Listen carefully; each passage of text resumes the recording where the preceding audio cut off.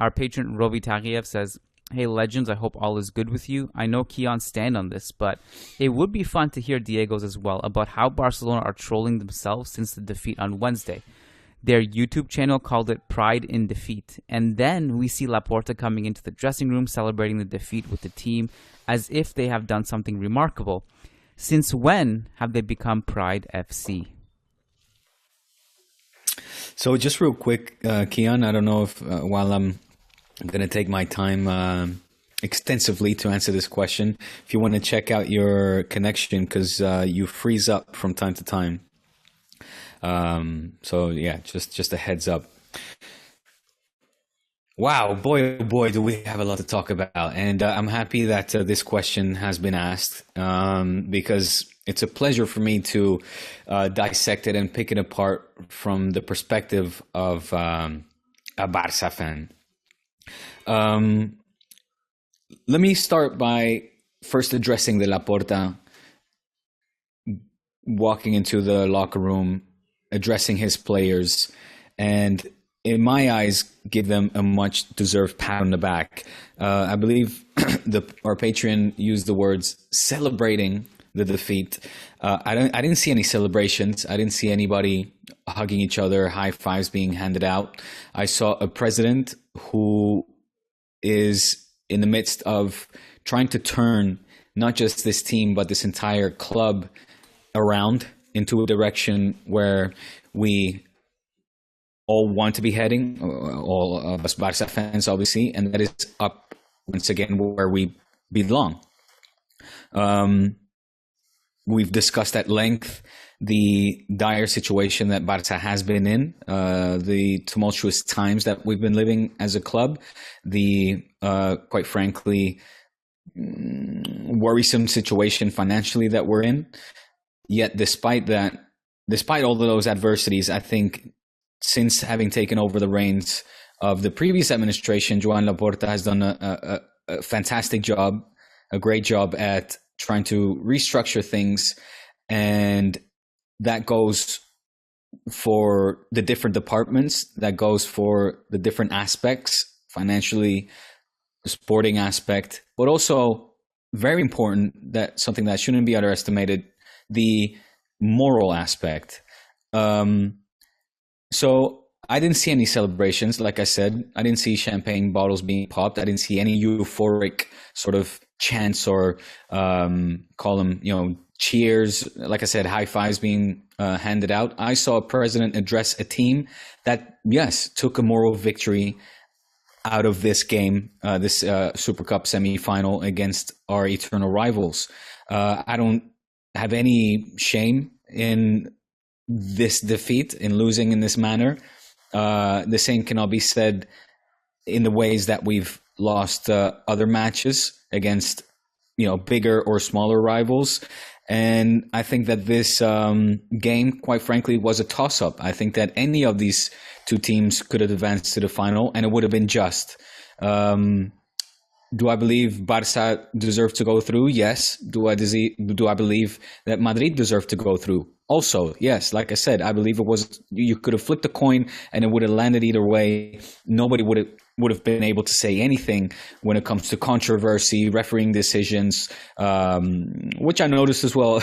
You put out some funny tweets saying what's going to be the excuse, and many pointed at the referee. I have no beefs with refereeing decisions on the evening. I thought it was a very fair match. In fact, I immensely enjoyed this game. And I left that game once I was going to say 90 minutes, obviously went to extra time. So the 120 minutes were finished and the referee blew the whistle.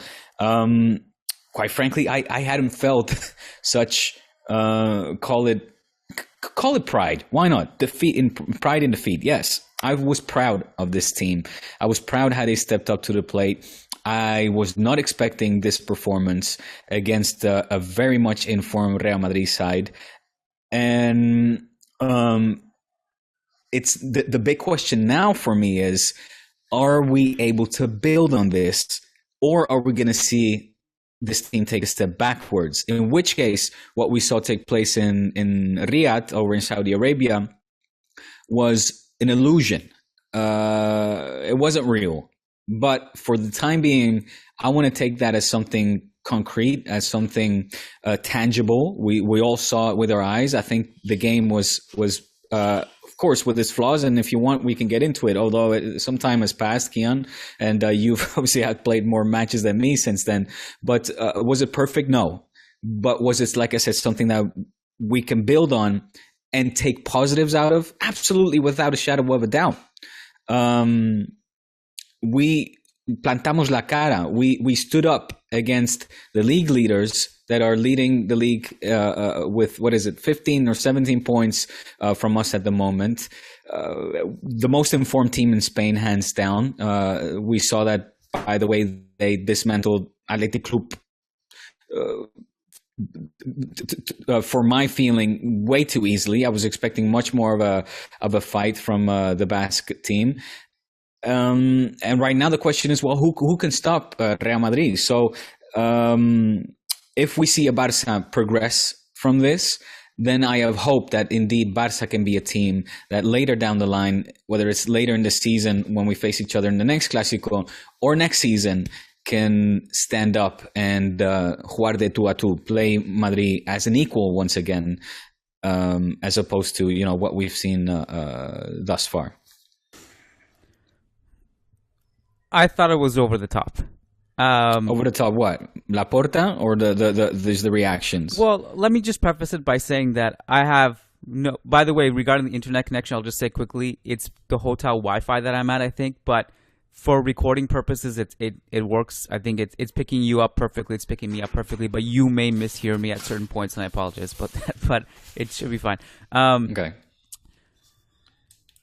I have no issue with Barca being proud in the way they played, and I have no issue with Laporta's speech at all. But I was surprised that the club posted it publicly, that like this, and so like, and look, at the end of the day, it's marketing. They want the idea pushed out that like our morale is high, and we're in a good spot. We're proud of this. We're headed in the right direction. I have no problem with that either. I think what eventually put me over like the edge where I was like, this is too far, was when they actually wrote "Pride in Defeat" on YouTube. And I was like, come on, man, you guys. So, because first of all, let me put this into perspective. Real Madrid is not as good as you guys say we are. We're not that good. We're good in the sense that we're top of the league. But like, I can tell you, like, after that Classico, we were all like, we got to improve, man. That was bad. Like, we didn't play well at all. Like, none of us were proud of our performance. It came down to Vinicius' individual brilliance, which was fine. We were counting on that. You and I talked about the Alves matchup beforehand, so that was fine. We didn't like our defense. I thought like the way we dealt with your press was hit or miss. It was bad at times, good at other times. But overall, our message was like, we got to improve. But I think this is the thing that you guys also have to understand, that Barca fans miss, or quite frankly, Barca fans shouldn't care. But our perspective was like, you guys don't understand. We're bad after every game. We're bad like this against Cadiz. We're bad against Athletic twice in December. We're bad like this against Getafe. We're bad like this against Alcoyano. Like, it doesn't matter. Like, this is just, we're not that good, guys. And like none of those teams are celebrating moral victories. None of those teams are your eternal rival, neither. Well, I guess my point is, I don't think you guys should be measuring yourselves against Real Madrid, because I think in some ways Real Madrid will be an easier opponent for you guys than... We'll look back on the past results, like the Granada game beforehand. Like, one game doesn't magically change what happened against Granada for you guys. So I guess that's my point. I don't think this Classico meant much, is my point, for either team. But maybe it meant more for Barca in the sense that, like, you can say, like, you said toss a coin, which in some ways I agree with you. Xavi said it after the game too. You toss a coin, Barca are... But, like, look at Fede Valverde's goal in extra time. It was way too easy. Like, that's not a coin toss. That's like Barcelona just not defending. It's 2-2. You guys aren't even chasing the game. It's not like you have to score. It's like you guys could have prevented that, but it's not a coin toss. That's just bad defense. You can't get away with that. You know what I mean? Right, but it's a coin toss when it comes to like the other chances, that were created that didn't hit the back of the net. I mean, there were chances that had fallen for both sides, and either of those could have gone in and changed the scoreline, obviously, one way or the other. Sure. I mean, I don't like if Barcelona had won that game, I wouldn't have been surprised and say they didn't deserve it. Well, that's my point. So that's a coin toss. I understand that, but right. like, it's just like I just think that because of the whole pride and defeat, like we almost I don't know. I'm speaking on Barca fans' behalf. Maybe I shouldn't. Mm-hmm. But did you guys lose sight of the fact that maybe you guys weren't that good in a lot of aspects of the game that need to be improved? Well, we haven't been. I mean, and that's the thing. That, I want to reiterate this point to make that 100% clear, which I think I mentioned before as well in the opening monologue, that this has to be a performance where we can build on and not digress from, meaning that it all really depends on how we move forward from this. There were many aspects that tick the right boxes, and there were aspects, of course, that tick the wrong boxes. Many defensive errors, as you mentioned, a lack of intensity as well, as you mentioned, reoccurring patterns that we see from game to game that have to be improved on. But certain areas as well where you have to say, well, this team is clearly in an ascending triangle, like in an ascending formation, and improving on aspects where even before those areas of the game were pitiful and sort of hopeless, and I want to think that again, with time, let's not forget that Xavi has only been in the job for about 2 months or so. This needs time. I don't see anything wrong with taking a moral victory out of this and say, you know what, we weren't even supposed to be close, and the fact that we were closer than any of us would have suspected, because even before the game, I was thinking, this could get embarrassing. This could, and Madridistas were desperate. I mean, they wanted to see blood. They wanted Madrid to draw blood, and they didn't. So that added to the fact that there were many areas of the game that we like to see as Barca fans. I don't see. We need these. Like, we'll take it. We'll take this. We'll take the moral victory, and we'll see how we can improve on that. Okay. I mean, and that's fair if you got, I mean, no one, like, I think part of the outrage was like, it was a weird dialogue. I'm sure you weren't on social media because you were dealing with all the stuff you had to deal with, right? But, it was just, the dialogue was so messy on social media. It was like, Real Madrid fans won the game. They felt, they won. They wanted to talk about the game. I wanted to talk about the game. And then it's like it's good PR from Barca. They come out and distract everyone the fact that Real Madrid won and come out with this like hoorah, like But think about this. Even the Madrid press, though,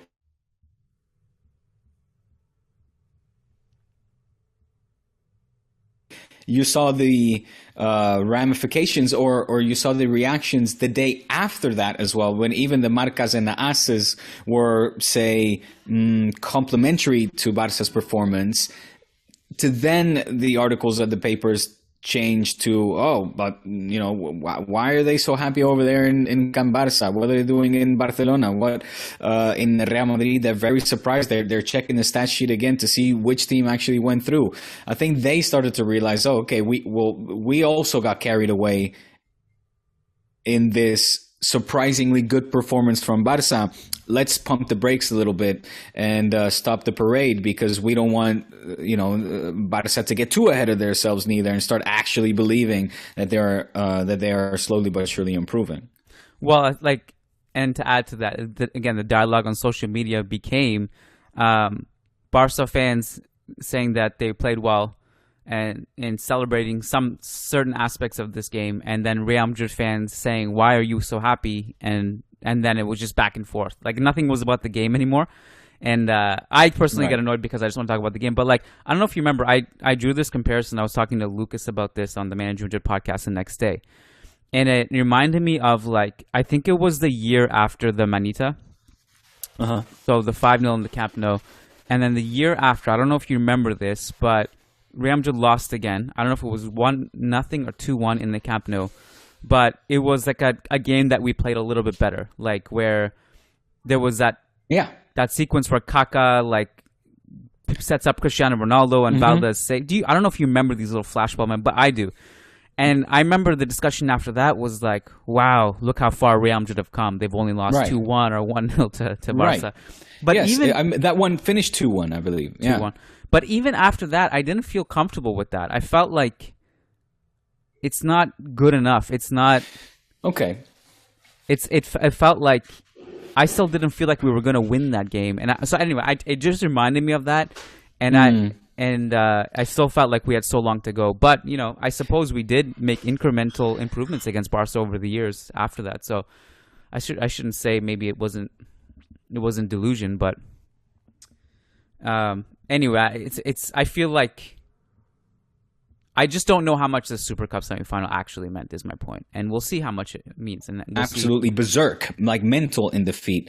You know, parading up and down the Chiringuito. Now, this was back in the day when I was still watching it, talking about how, you know, un Madrid grande, fantastic, a great Real Madrid, standing up to Barca, etc., which seemed very comical to me at the time, make no mistake. Having said that, now being on the other side, once again, I'm not saying, you know, this obviously goes in cycles, but Kian, we can't forget that in this moment in time and during this cycle, the last time that we actually beat Real Madrid was, if I'm not mistaken, in 2019. We have to go back 4, if not 5 Clásicos, adding this one. 5 Clásicos. So it's 5 consecutive Clásicos as well where we've suffered defeat. I think the 6th one was a 0-0 draw, and the one before that was actually the last time that we managed to pick up a win. So yeah, I mean, we've got to take this one. We've got to take this one, and I want to stress this point. Had it not been for the positive signs, the you know, the little seeds that are now starting to flourish, and you're starting to see a little something come out of the dirt that's starting to resemble a flower. It's not a flower yet, but something is growing, something is cooking up over there in the kitchen. Were it not for that, you know, I don't think we would have seen any of these kinds of posts or remarks being put on Twitter. I mean, Pride and Defeat wasn't my title. I was put in charge to translate Laporta's speech, but again, I mean, at no point in time did I feel like, oof, you know, this is gonna create a backlash or cause commotion in social media because of this outlandish or outrageous speech after this match. I felt it fitting for a president that is the leader, you know, the captain of the ship, and is in the process of turning the ship around and making sure that everybody is rowing in the same direction, even in defeat, taking something, you know, some positive vitamins out of this to the building process, right? In the building phase or stage of this project, where, you know, we did some things good. So be proud. Come back tomorrow, más y mejor, more and better, and let's continue to improve on this.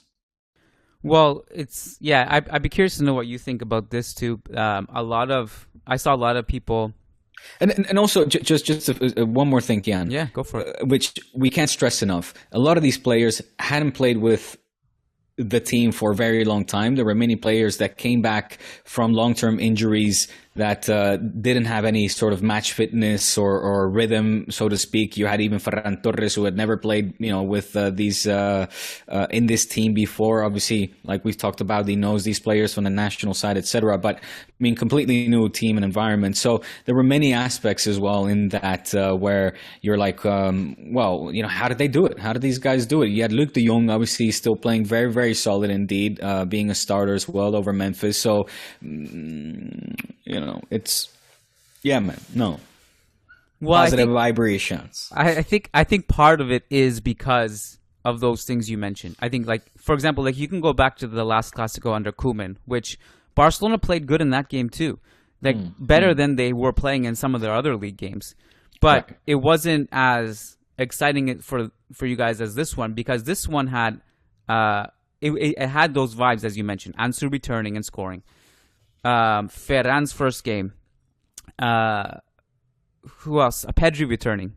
Pedri returning, precisely. So all these like little things that I think added up for you guys, and plus there were just a lot of youth players on the pitch. Like Abde was on the pitch, Jude Clau, who wasn't around in the picture last Classico. I think part of the feel good stuff for you guys comes from that aspect of it. And I'll be honest, like I was mentioning, I was having a dinner with my friend last night, who was like, "Man, I can't even bother to watch Classicos anymore because I watched them in the Mourinho Pep era." And like how it was so much fun to watch back then. Now it just kind of like it's not the same. But Come on. But Is you sure this is a friend, not just a well, he's a like vague... he's more of a casual fan. He's like, yeah. But I did think like I did feel like something returned a little bit in this one. Something I can't put my finger on it. Maybe just the fact that everyone was talking about it and the fans were fighting after the game about this moral victory thing, that in itself was a return of something.